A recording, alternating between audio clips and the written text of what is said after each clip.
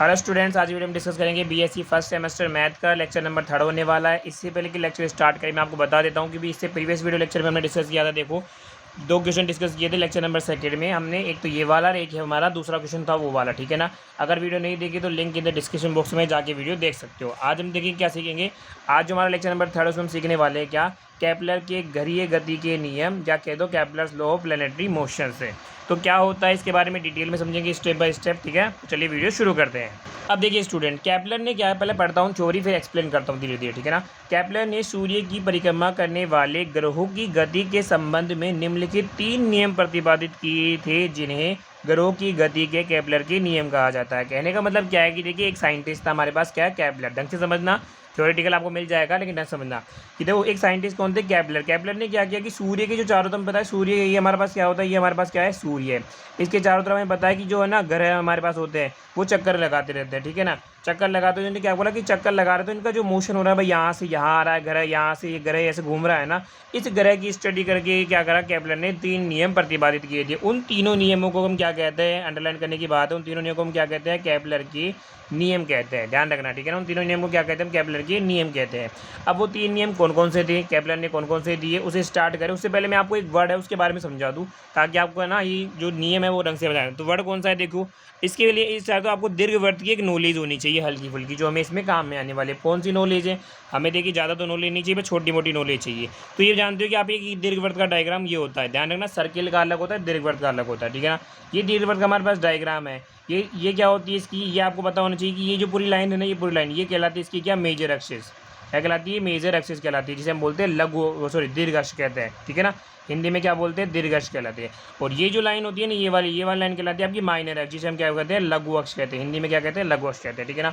इस पूरी लाइन की लंबाई आप ध्यान रखिएगा, जो क्योंकि हमें आगे काम में आने वाली, ध्यान रखना।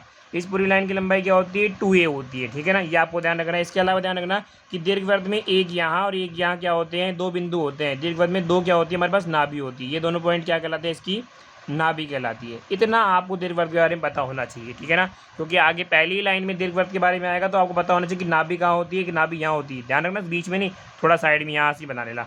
एक नाभि यहाँ होती है, ये आती है इसकी मेजर अक्ष, जिसे हम बोलते हैं दीर्घ अक्ष, और ये क्या होती है, इसकी लघु अक्ष होती है, ठीक है ना। ये दीर्घवृत्त मैंने बता दिया। अब देखो, आ जाओ वापस अपने टॉपिक पे। देखो पहला उन्होंने क्या बोला, जब केपलर ने सूर्य की स्टडी करी ना भाई, सूर्य के चारों ग्रह थे उनकी स्टडी की, तो पहला केपलर ने क्या बोला, देखो ध्यान सुनना।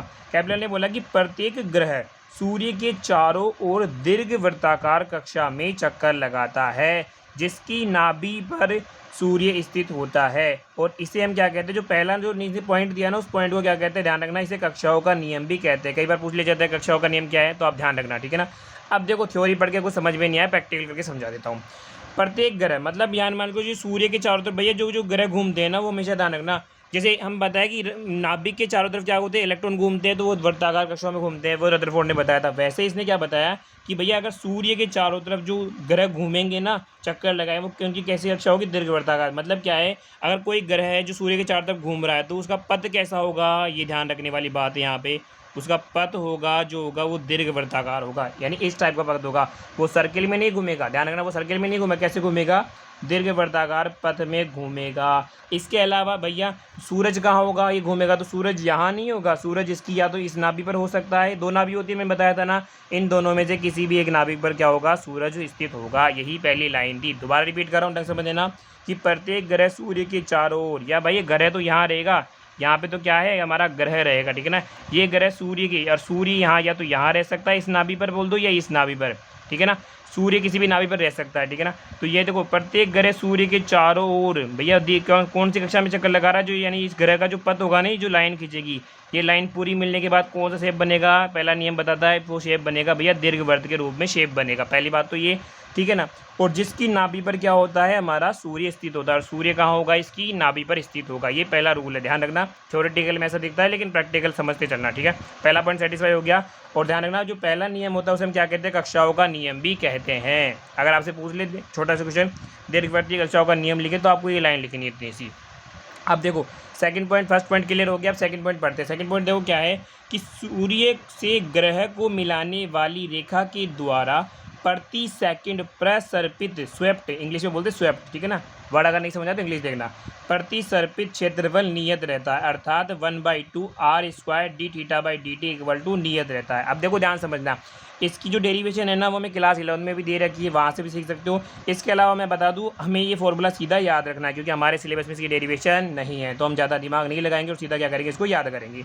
अब पहले लेकिन सर ये लाइन क्या कह रही है उसे समझा दो, उसी लाइन को समझा देते। देखो यहाँ पे यही देखो, सूरज कहाँ होगा, सूरज में चारों तरफ ग्रह होगा इलिप्स के रूप में, ठीक है ना। अब मान के चलो सूरज मेरा यहाँ पे ये क्या है, ये मेरा क्या है, सूर्य है, ठीक है ना। अब सूर्य से यहाँ मान के चलो ग्रह है हमारे पास, कोई ग्रह है यहाँ पे मान लिया, ये ग्रह मान के चलो P1 पोजीशन मान लो, P1 पोजीशन पर एक ग्रह यहाँ था और ये ग्रह मान के चलो ऐसे चक्कर लगा रहा है ऐसे, ठीक है ना, इस साइड आ रहा है, और मान के चलो किसी टाइम P2 पोजीशन पर ये यहाँ आ गया। समझना ध्यान से क्या कह रहा हूँ मैं, कि ये ग्रह है, ग्रह से देखो ये तो ग्रह सूर्य से ग्रह को मिलाने वाले का, भैया सूर्य से ग्रह को मिला दिया। एक पानी के मानो पहले ग्रह यहाँ था, टी टाइम बाद में ये टी टाइम कर दिया, बाद में ये ग्रह कहाँ आ गया, यहाँ इस पॉइंट पर आ गया, समझ में आ गया। अब कुछ टाइम बाद में हमने नोट किया क्या हुआ कि ये ग्रह मान के चलो किसी और पोजीशन पे घूम रहा है ना भाई, चारों तरफ चल रहा है, तो कुछ टाइम बाद में ग्रह मान के चलो यहाँ आ गया P3 पे, और यहाँ हमने नोट किया क्या पे, P4 पर, और टाइम वो क्या है, वही टी। यानी कहने का मतलब क्या है कि ग्रह पहले मानो यहाँ पे था P1 पे, P1 पे से ग्रह P2 में जितने टाइम टी में आए ना उतने, एक पोजीशन हमने ये नोट कर ली भाई कितने टाइम में आया, टाइम है टी, भाई P1 से P2 में आने में लगा टाइम टी। ऐसे हमने क्या कर लिया भैया, P3 और P4 2 पॉइंट और ले लिए इसी ग्रह के लिए, P3 और P4, और सेम टाइम में हमने डिस्टेंस नोट करी। तो हमने ये पाया कि भैया जितना यहाँ से यहाँ तक चलने में जो क्षेत्रफल कवर किया है ना इसने, इसको मान लो A1 क्षेत्रफल, और जितना क्षेत्रफल यहाँ कवर किया है A2, ये दोनों क्या है, बराबर है। ये केपलर बताना चाहता है। कहने का मतलब क्या है कि जो ग्रह की चाल होती है ना, यही तो कह रहा है कि सूर्य से ग्रह को मिलाने वाली रेखा द्वारा प्रति सेकंड, यानी ये जो लाइन है ना इससे ग्रह को मिलाओगे, ये ग्रह यहाँ से यहाँ जितने टाइम में चला, जितना क्षेत्रफल कवर इसने यहाँ किया A1, उतना ही क्षेत्रफल यहाँ पे ये कवर करता है। ये दूसरा रो ये कहता है, यानी क्षेत्रफल A1 बराबर A2 होता है। इसका मतलब क्या है कि ग्रह की चाल भैया एक बिल्कुल नियत चाल से चल रहा है। ग्रह नियत चाल चलेगा तभी तो जितना टाइम जो है सेम टाइम में देखो यहाँ इतना डिस्टेंस क्या, वही डिस्टेंस यहाँ कवर करेगा। कब करेगा, जब उसकी क्या होगी, चाल नियत होगी।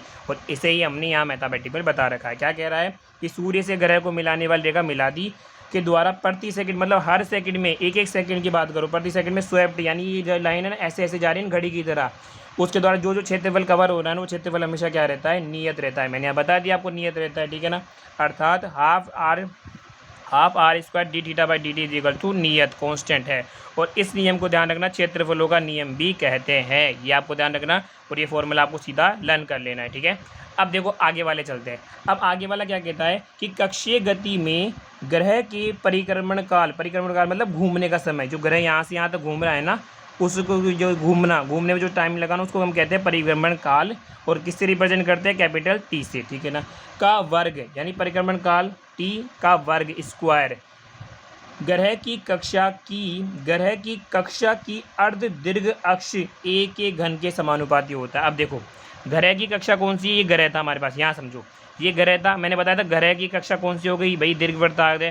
देखो क्या कह रहा है कि ग्रह की कक्षा हमारे पास ये हो गई, ठीक है ना।